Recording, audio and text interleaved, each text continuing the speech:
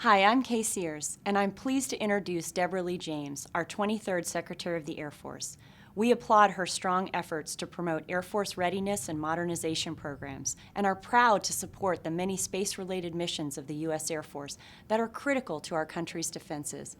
Her work on getting the maximum value for each dollar spent, as well as reducing bureaucracy to avoid delays in contract awards, is something the commercial industry fully supports.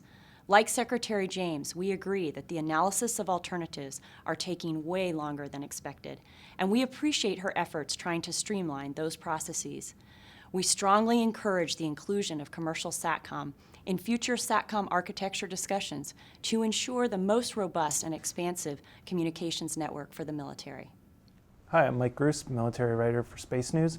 I'm joined today by Deborah Lee James, the Secretary of the Air Force. Secretary James, thanks for being here. Thank you, Mike. I wanted to start asking a little bit about your background and how you've got caught up to speed in regard to military space issues. Last, I guess 2 years ago during the confirmation hearings, it seemed like maybe you shied away from some of the space questions a little bit, and I know those are vanilla affairs, but how have you gotten up to speed on space issues and made this a priority? Well, first of all, my background, Mike, is one of deep interest and work experience in the area of defense. So I've been in the workforce for 34 years. The entirety of that has been in defense. So sometimes that's been in government. I began my career in the Department of the Army as a civilian. I did 10 years on the House Armed Services Committee as a professional staff member.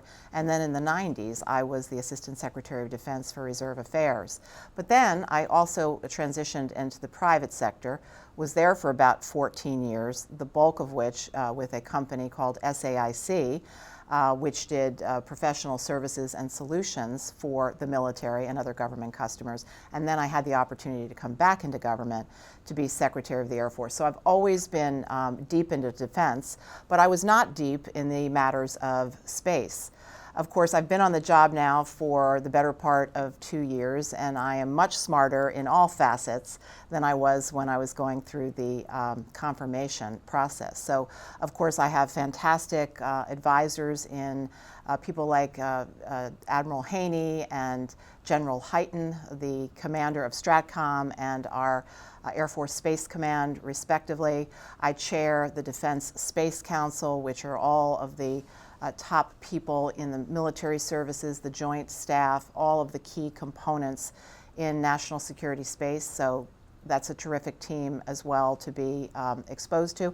And I also talk extensively with industry partners. So with all of this input and 2 years under my belt, I'd like to think that I know a lot more now than I did then. Deputy Secretary of Defense Bob Work has assigned you a new role relating to space. How is that role different from being the executive agent for space? And how do you see this role kind of playing out?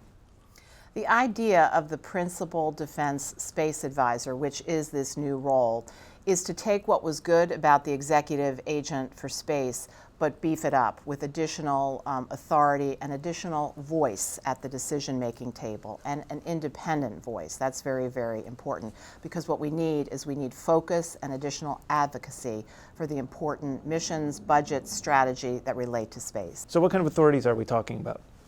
Well, from here on out, as the Principal Defense Space Advisor, I will be responsible for conducting the strategic portfolio review. And that's going to become annual?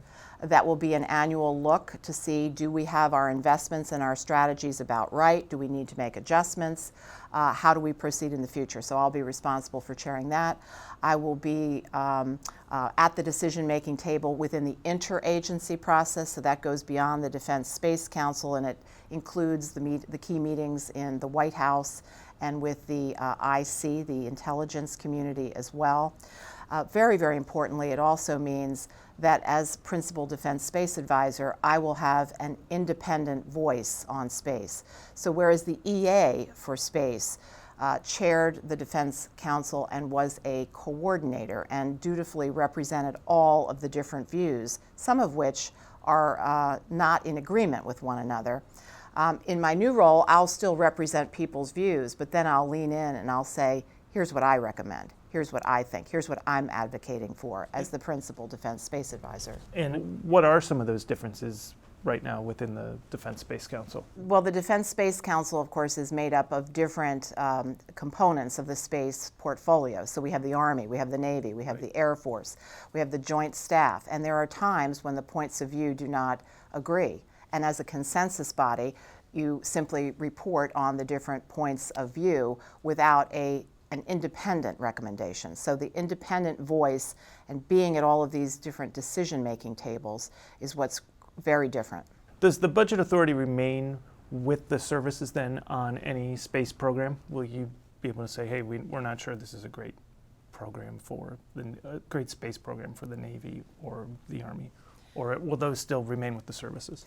The budgets will remain with the services, but as the principal defense space advisor, my job will be to look out across all of the budgets and make independent recommendations, which in fact may even at times be in conflict with the Air Force budget. Because again, my role is one of advocacy to try to advocate what is best for the space portfolio in recognition of how important it is for both our military and civilian applications. You said during the Air Force Association conference that a full-year continuing resolution could be worse than sequestration.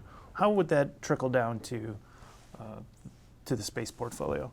Well, just in the aggregate, and I'll take the Air Force budgetary impacts first, a sequestration budget would lop off $10 billion from the Air Force top line, which is bad enough if that were to occur. But that if we get into a full year CR, it's even worse. A full year CR would lop off $13.4 billion from the Air Force's top line. These are in comparison to our FY16 request. Now, if you look at what impacts that could have on space, it could have a multitude of impacts. For example, it could delay our efforts and our strategy to get off of the reliance on the RD-180 Russian engine. So that would affect our space launch capability. Because that's a new, you guys are viewing that as a new start? We believe it would be delayed. Okay. The strategy and the execution of the strategy would be delayed. Okay. In addition, the number of EELV launches, space launches next year, we need those launches to be 5 in number. We would be limited to 4 if we had a long-term CR. So that's another impact. Moreover, we think our space fence program would be delayed, as would the SBSS, Space-Based Surveillance Program, would also be delayed. So there's a number of impacts. It's a bad deal. We need a full-up appropriation to take us appropriately through the remainder of the fiscal year. One of the other programs that's been discussed is delayed is some of the classified programs, I guess, that have come from the SPEAR, the Space Strategic Portfolio Review. Is $5 billion over 5 years enough for the Air Force to make a difference on some of the space protection and resiliency efforts it's been looking at? Well, as you point out, Mike, we did, as a priority coming out of this last strategic review, we did shift, I'll say, about $5 billion additionally to space over the next 5 years. And I think that's an outstanding start, and it's an outstanding way to say, look, space is really important to us, and we're putting our money where our mouth is. So this $5 billion, of course, will be reviewed annually to see, do we think we still have it right? Do we need to make additional adjustments? As I mentioned, this is part of my job as the principal defense space advisor to look out across these budgets and to make those recommendations to our top leaders. But it will be reviewed annually. And this $5 billion will allow us to make some very, very important investments, for example, in space situational awareness. So I mentioned the space fence earlier, the SBSS program, so those are part of that investment. It will also allow us to make important investments in space mission assurance. So for example, this would be the counter communications system. And then also we need to make investments, and this would allow us to get started on command and control improvements. So here's where I'm thinking about the JMS system, which will allow us increasingly to, if necessary, fight our way, fight the constellation through a conflict that could begin on Earth but perhaps bleed its way into space. So these are the three key areas of investment. When you say it's a start, does that mean next year or the several years out, that number could be larger than or higher than $5 billion? It certainly could be. Okay. It depends, and this is part of why we review these things each and every year to see how we're doing.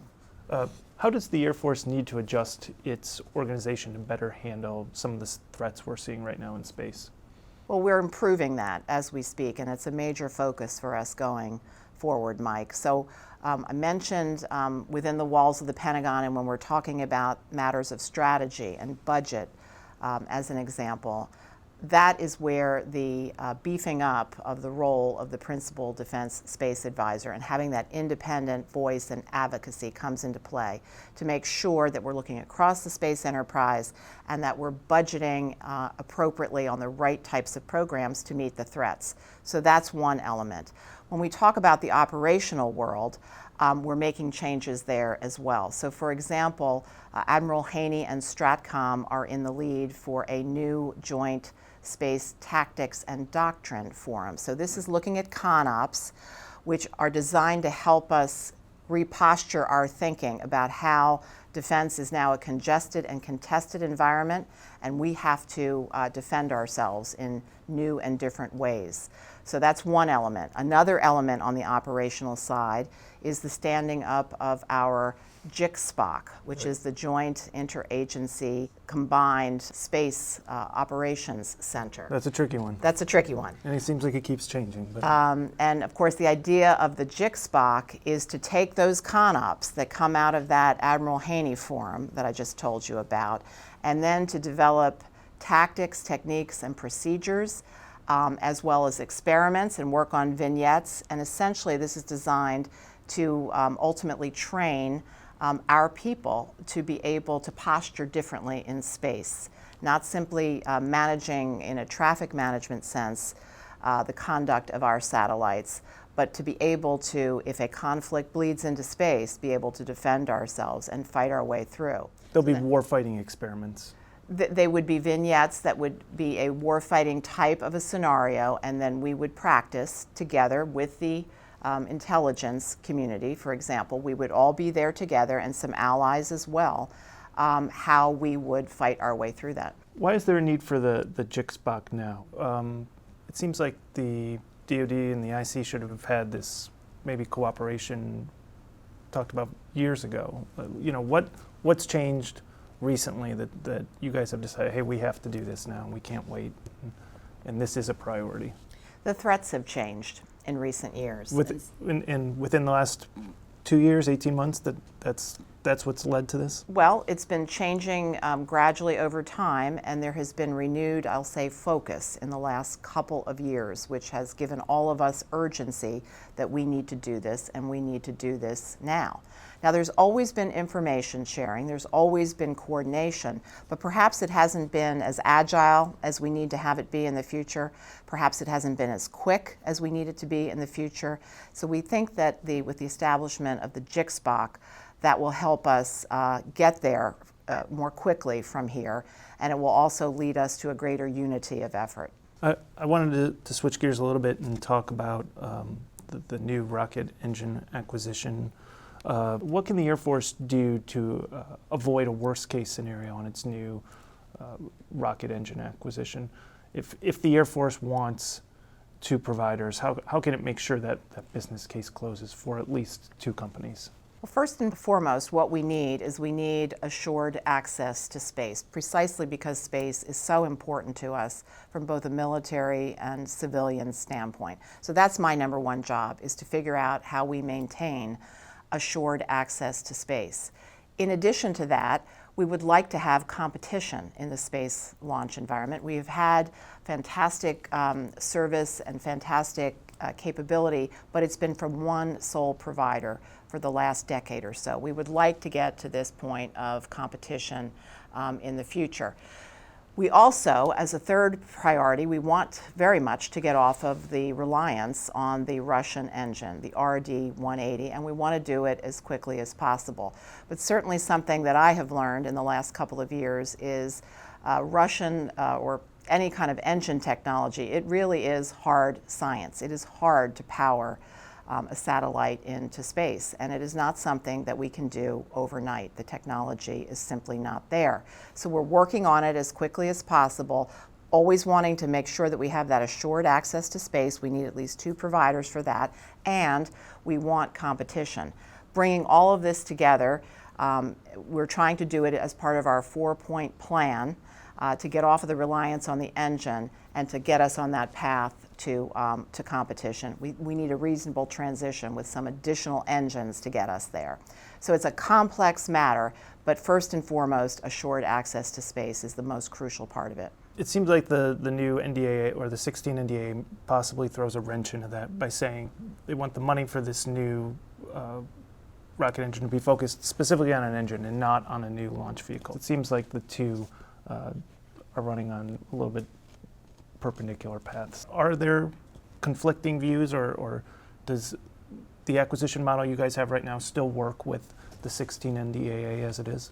We're still reviewing the actual language of the 16 NDAA, but I believe that our approach is absolutely consistent, and I believe Congress recognizes that an engine alone won't get us to space. What we need is an engine which is properly integrated with a rocket. It needs to be tested and certified ultimately to be able to carry what might be $1 billion payload. We can't afford to take risks with $1 billion national security assets. So we need all of those things to come together, and we're trying to get that done as quickly as possible. Does the Air Force need to take extra steps to ensure that there is a competition, maybe setting aside a certain number of flights for a provider? Well, of course, time will tell on these matters. For now, of course, we have an RFP on the street for the GPS 3, and that will be the first competitive bid. So we're going to see how we do on that, and we're going to see how we do over the next year or two, and we'll be constantly assessing those issues that you just raised. You've taken a hard look at the certification process that SpaceX went through. Are you confident that there are changes you can make that will streamline that process for the Falcon Heavy or for ULA's Vulcan rocket or any other new entrant? And how much faster do you think the certification process can go from what we've seen previously? Well, I ordered an independent review, if you recall, to look at the certification process, to give some advice to see are there ways that we could speed it up. What we learned from that independent review, the top learning, at least for me, was that we were perhaps too early on imposing detailed design reviews upon the new entrant rather than being more open to new ways of doing business. So what we have directed for the future is that the certification process for new entrants going forward would be focusing on the confidence building measures that we as the government need to indicate that they are capable of bidding on a launch.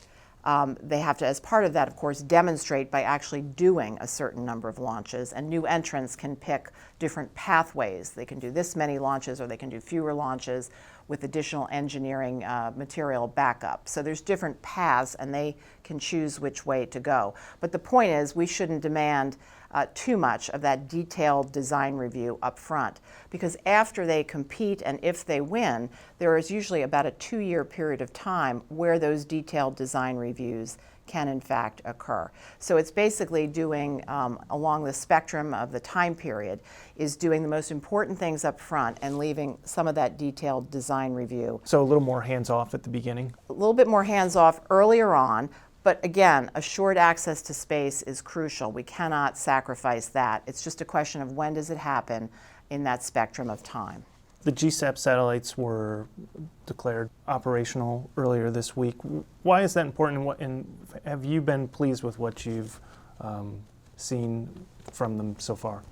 I have been pleased with the results that I have seen thus far from GSAP. The relevance of reaching the initial operating capability, which of course was declared by General Hyten, is that means that GSAP has gone through its experimental phase. It has been validated and tested. It's working well. And so becoming operational means that it is now in the hands of Admiral Haney, available for tasking, and it is able to do its neighborhood watch role. There's been talk about it providing a kind of deterrence role. Has it been successful in that, or do you believe that adversaries are getting the message that the Air Force is watching everything that's happening in geosynchronous orbit? Well, you just said that very well, Mike. The message of GSAP is we can see what's going on in the very important GeoBelt, and we have our own neighborhood watch. And has that message gotten through, though, or too early to tell? Well, you'd have to ask others around the world. I certainly understand the message. Okay. What's the single space-related issue you want to see solved in the next 6 to 12 months? What's keeping you up at night on that's related to space?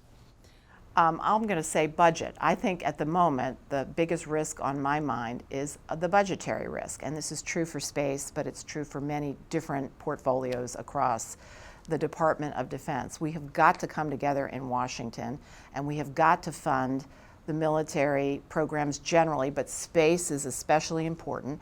We've got to fund it correctly, and we've got to get this done soon and not drag it out and have a long-term CR and not have a sequestration budget either.